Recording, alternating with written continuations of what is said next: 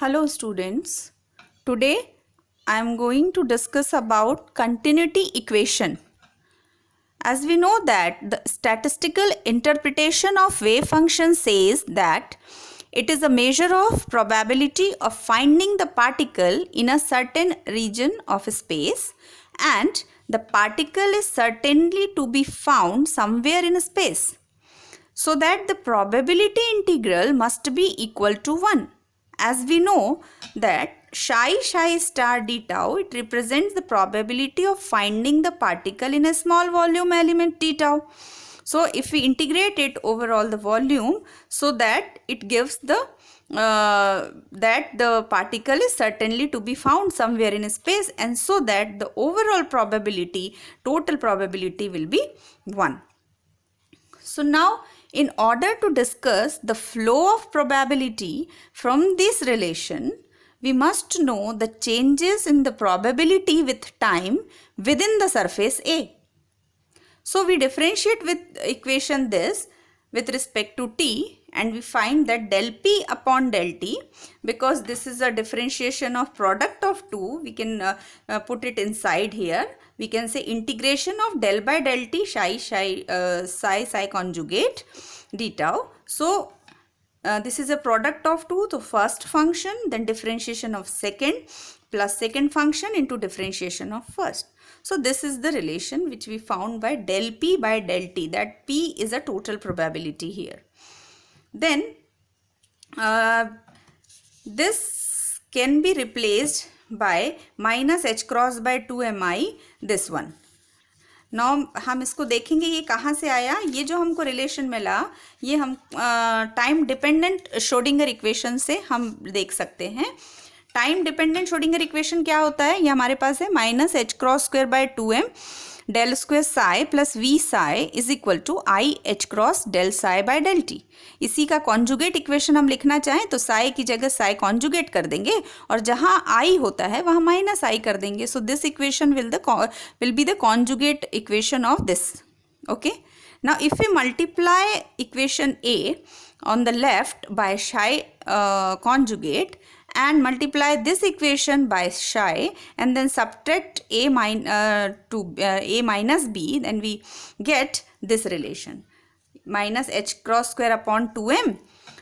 यहाँ पर psi naught से मल्टीप्लाई किया psi कॉन्जुगेट से, so psi conjugate del square psi minus psi del square psi conjugate, plus ये दोनों तो एक से होंगे तो ये कैंसिल आउट हो जाएंगे. यहाँ पर आई h cross psi conjugate del psi upon del t, और ये माइनस ऑलरेडी है, so it will become plus, and this will B, so the value of this, that is psi conjugate plus this, we can find the value of this will be this, and therefore यहाँ पर हमने ये value इस equation से यहाँ put कर लिया. So the equation will be now like this, del p by del t equal to minus h cross upon 2mi psi conjugate del square psi minus psi del square psi conjugate. अब इस, क्योंकि ये जो equation है हम इस portion को ऐसा भी लिख सकते हैं, डेल बाहर आ जाएगा, और फिर डेल डॉट यदि हम इसको करें तो आप देखिएगा कि जब आप इसको डिफरेंशिएट करोगे तो 4 टर्म मिलेंगे, जिसमें से 2 टर्म कैंसिल हो जाएंगे और ये 2 टर्म बचने वाले हैं. तो हम इसको इस तरह से भी लिख सकते हैं. ये हमने क्यों लिखा, ताकि हम ग्रीन का थ्योरम अप्लाई कर सकें, वॉल्यूम इंटीग्रल को हम सरफेस इंटीग्रल में चेंज कर दें. तो यहाँ हमने ग्रीन का थ्योरम अप्लाई किया तो डेल हट जाएगा जब सरफेस इंटीग्रल में चेंज होगा, और यहाँ पर आ जाएगा this. So this will be del P upon del T is equal to minus H cross upon 2mi integration of A, this is bounding surface, and this one. Now what this represent, actually this bracketed n, it denotes the component of the vector in brackets are in the direction of the outward normal to the surface element dA. यहाँ a क्या है, a is the bounding surface of the region of integration. Okay, तो ये हमारे पास del p upon del t आ गया. अब हम क्या करते हैं, हम एक वेक्टर को डिफाइन करते हैं. इंटरप्रेट एस एक वेक्टर है जिसको हमने एच क्रॉस बाय 2mi शाई कॉन्जुगेट डेल शाई माइनस डेल साई कॉन्जुगेट शाई। इसको हमने मान लिया कि it will be a vector S. तो यदि हम देखें ये पूरा आ गया एस, इसके पहले हमने देखा ये वैल्यू यदि हम एस की रख लेते हैं, सो ये वाला, तो ये वैल्यू यदि हम एस मान लें तो हमारा इक्वेशन चेंज हो जाएगा। This is del P upon del T, this is a total probability. So P की जगह हम लिख सकते हैं integration of P D tau, है ना। एक छोटे वॉल्यूम एलिमेंट में जो प्रोबेबिलिटी है उसको निकाल के then we integrate it over the volume. Okay, so this will be integration of this S N D A. So ये सरफेस इंटीग्रल हो गया। अब इस सरफेस इंटीग्रल को हम फिर से वॉल्यूम इंटीग्रल में चेंज कर देते हैं ताकि हम इन दोनों को इक्वेट कर सकें। So it will be minus divergence of S D tau. अब ये वॉल्यूम इंटीग्रल में चेंज हो गया। अब ये वाला और ये वाला टर्म हम देखते हैं, ये हो जाएगा del P upon del T plus divergence of S is equal to 0। So this is the called the continuity equation. क्यों ये कंटिन्यूटी इक्वेशन कहलाता है? क्योंकि हम ये जानते हैं कि this equation is analogous to the equation of continuity of flow of hydrodynamics, जहाँ पे हम देख रहे थे del rho upon del T plus divergence of J is equal to 0। ये है इक्वेशन ऑफ कंटिन्यूटी जहाँ रो होता है फ्लूइड डेंसिटी एंड जे जो है वो करंट डेंसिटी। तो इसको यदि हम एक्सप्लेन करते हैं तो कैसे करते हैं? The change in amount of material in an element of volume, that is fluid density, it can be regarded as due to the unbalanced flow of the some current J across the boundaries. तो यदि ये current density है, इन दोनों को यदि हम देखें तो S को हम, क्योंकि ये J करंट डेंसिटी है, तो यहाँ S को हम प्रोबेबिलिटी करंट डेंसिटी कह सकते हैं, है ना। अब ये क्यों कह सकते हैं प्रोबेबिलिटी करंट डेंसिटी? हम देख सकते हैं कि बेसिकली S जो है वो है क्या? S जो है हमारा, यदि हम S को देखें तो S का जो वैल्यू है वो है ये H क्रॉस अपॉन 2mi शाई कॉन्जुगेट डेल शाई माइनस दिस, ये H है। अब हम ये जानते हैं कि psi is equal to A E to the power I P X minus E T upon H cross है, ये तो हम पहले भी देख चुके हैं। सो यदि हम इसको डिफरेंट डेल शाई निकालें तो ये आ जाएगा I P upon H cross into this is psi again, so it is I P upon H cross psi. तो यहाँ से डेल की वैल्यू कितनी आ गई? आई पी अपॉन एच क्रॉस।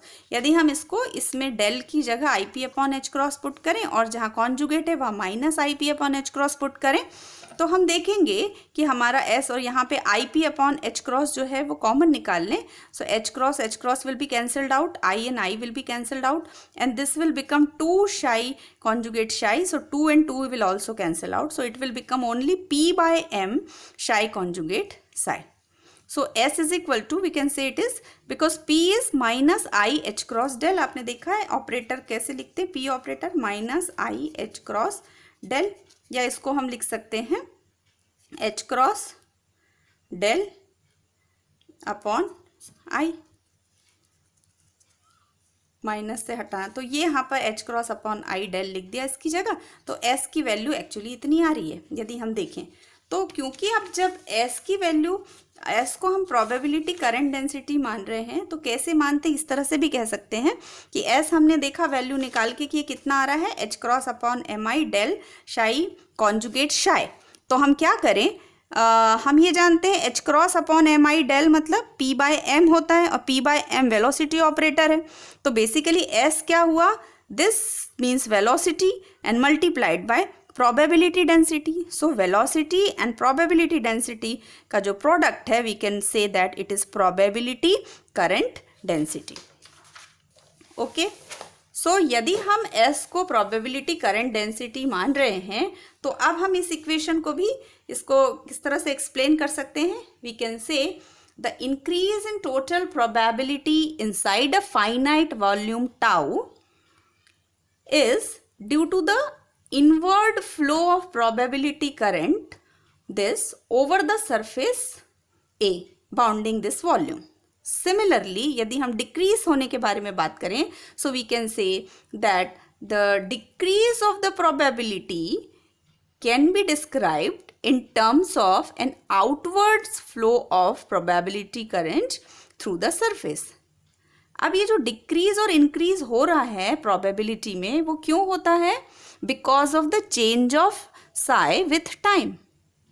यदि डेल एस जीरो हो जाए, suppose if del S zero हो जाए तो कोई भी स्टेट के लिए, तो प्रोबेबिलिटी क्या हो? Del P upon del T zero हो जाएगा एंड प्रोबेबिलिटी कांस्टेंट हो जाएगा. That means it represents the stationary state. So we can say that when the volume is so large as to contain the particle with certainty corresponding to the total probability of 1, the surface is at infinity. So boundary condition on psi at infinity, it requires that psi and del psi vanish there. So consequently S vanishes. So when tau tends to infinite, then del upon del t integral psi conjugate psi d tau 0.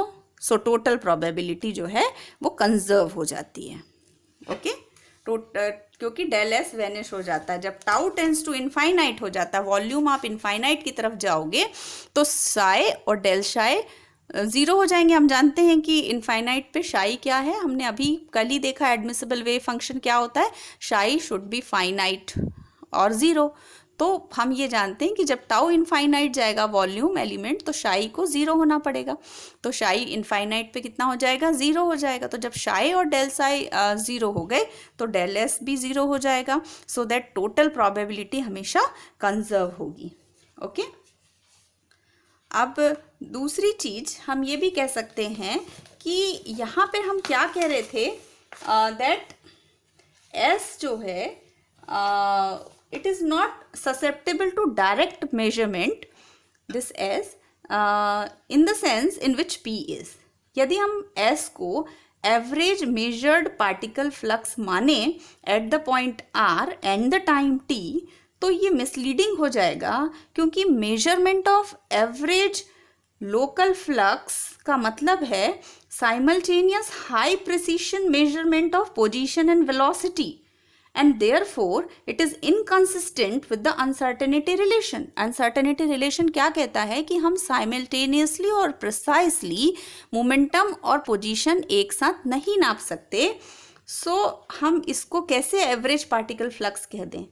Nevertheless, it is sometimes helpful to think of S as a flux vector, especially when it depends only slightly or not at all on the position, so that an accurate velocity determination can be made without impairing the usefulness of the concept of flux.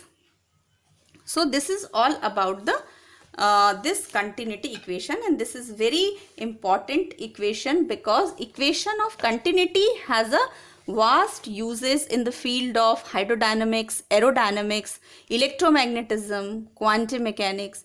Actually, it is the fundamental rule of Bernoulli's theorem. Apart from this, to check the consistency of Maxwell equation, we use differential form of continuity equation in electromagnetism. Also to check the consistency of Schrodinger equation, it is used. And this continuity equation, it is a stronger form of conservation law. So this is all about the equation of continuity, and now in the next lecture we will discuss about the Ehrenfest theorem. So thank you for listening.